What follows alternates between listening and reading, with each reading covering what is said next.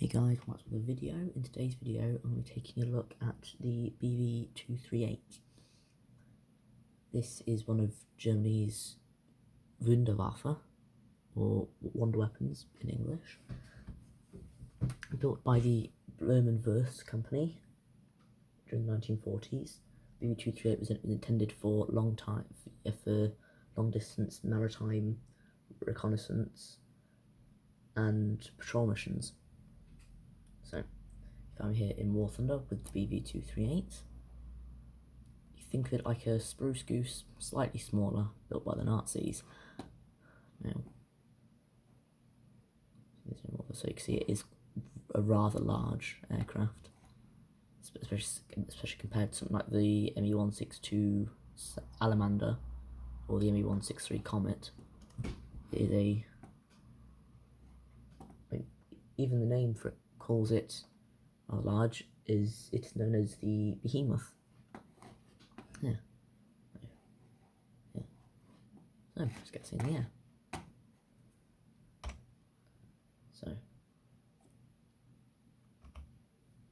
the BV-238 was a large flying boat designed and built by the German aircraft manufacturer Blohm and Voss during World War II.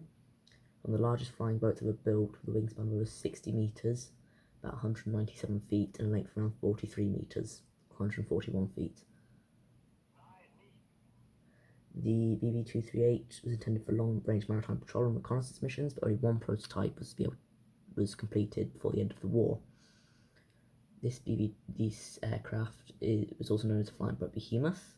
It was a product of the German Luftwaffe's demand for long-range maritime reconnaissance aircraft, which they wanted to be capable of operating over the Atlantic Ocean.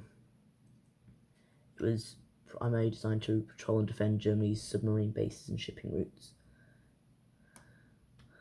So yeah, so you might as well see it is a seaplane, a large one like that.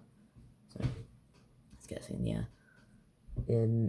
This aircraft featured a very unique design with its massive size and distinctive 6-engine layout. It was powered by 6 24-cylinder engines, each producing around 1,500 horsepower to 1,900 horsepower, depending on the configuration of the engines. It had its immense wingspan allowed for an increased fuel storage, which allowed it to have a potential range of over 7,000 kilometres. It's about 4,350 metres. Not metres, miles, sorry. Don't know where I got that number from. Yeah. In terms of a defensive armament, the BV-238 had a large array of weapons. It has several turrets, whether mounted on the wings, on the nose, above the actual cockpit itself, so we can get a good shot there, and on the tail, which was a remotely controlled gun turret. As well as these machine guns and cannons, it also had the provision to carry torpedoes or bombs. I have equipped 12 SC-250 bombs, which are 250-pound bombs.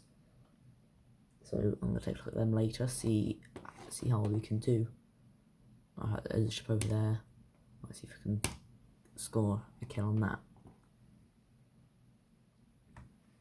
So yeah, see if we can get over there. So the BV-238 made its first flight on the 11th of April 1944, but due to the worsening situation in the war and the Allied bombing campaign on Germany, further development and production of the aircraft were halted. This meant, and as well, on top of that, even if they was going to carry on with it, the Blohm and Voss factory and facilities were actually damaged in a bombing raid, and a lot of resources were lost, which meant that the production of the BV-238 had to be slowed and eventually completely stopped. Fortunately, so ultimately only one prototype of this aircraft was completed, and it was destroyed in 1945, so the Allies couldn't capture it. This is one of Germany's many interesting and rather quite fascinating engineering feats, featuring obviously with its large size and potential capabilities, unfortunately, it never had the opportunity to fulfill its intended role during the war because of its late production, like many other aircraft, such as the BV-238 Feel. Or Feel, I don't know how you pronounce it. But yeah. So now I'm just going to fly around a bit. So that's about everything there is to this aircraft. So yeah. So I'm just going to demonstrate it a little bit, see what it's capable of. But it has about 6 hours and 30 minutes worth of fuel, roughly. Which meant it could stay in the air for a very long time. Yeah, let's see what we can do in terms of bombing. I said I've got 12 250-pound bombs enabled, and so I'll see if I can score a kill on this ship here. These are wing-mounted bombs. So I can get a clear, I don't think I can with this out there. You can sort of see them. You can't really see them that well. Yeah. Let's go hit there, but not quite a kill. So let's go another run. Yeah, let's look at the turrets as well. So we have a rather large multiple of turrets, like large multitude of turrets, which allow it to have all-around defense. But its side was particularly vulnerable in areas where having 1 turret, in the front only having 2.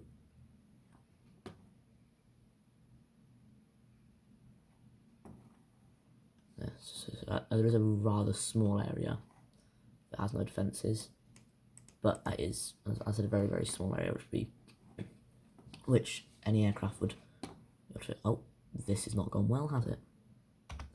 It's not gone well at all. That wasn't supposed to happen. That's when we don't watch where you're going. Yeah. Where was I? Oh yeah. So, turrets.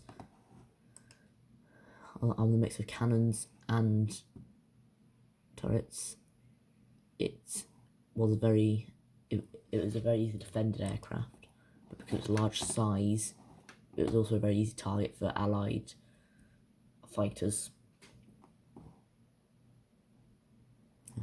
See, there are a few blind spots, but there aren't that many. It has very good frontal defense. Most of the blind spots are on the sides down here. So if fighter would approach from beneath, and they would have a very hard time defending themselves, but that's not really likely compared to all the other areas that the fighter could attack from. So they are very well defended aircraft. Yeah, that's basically all there is to it. So yeah, while I'm here, I'll ask you guys just to like, subscribe, and let me know what aircraft you want me to talk about next. I have a video coming up on the BF-109 and the Spitfire, which is a very unusual video.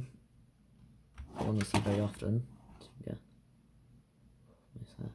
Oh, there's a destroyed tyre, bro. Yeah. Yeah, it's very unusual talking about the camouflage schemes, particularly on the Spitfire and the BF-109G, in a very interesting camouflage scheme that you wouldn't expect to be one. But yeah, that's all there is to it. So, if you enjoyed this video, I'm just going to leave you with the BV-238. Hopefully, I'll just demonstrate it a little bit.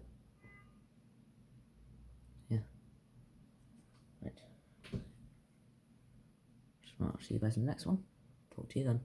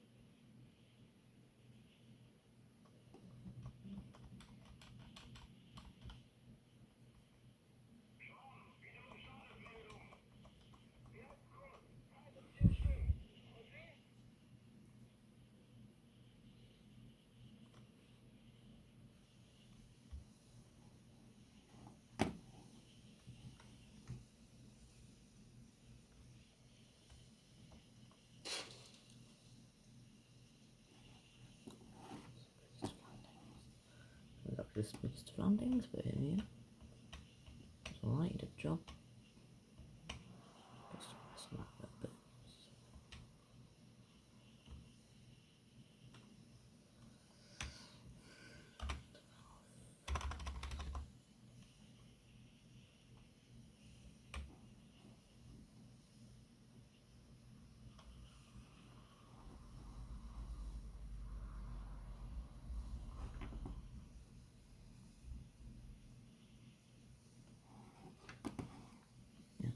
So this is one downside of the BV-238, it's the fact that there isn't many things that you can actually brake with, because you're in the water. So you've got no thrust reversal, you've got no brakes to allow you to stop, so you need a very, very large space to accommodate for the aircraft, for its takeoff and for its landings especially.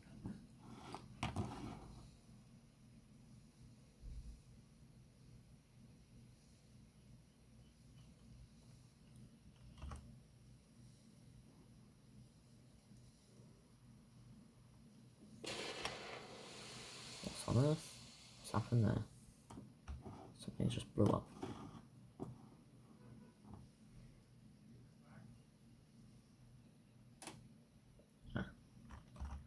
Click the gear up landing.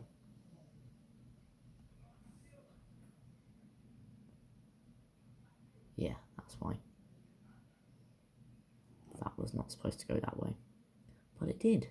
So yeah, I just want to thank you guys for watching, and I will see you in the next one. Talk to you then.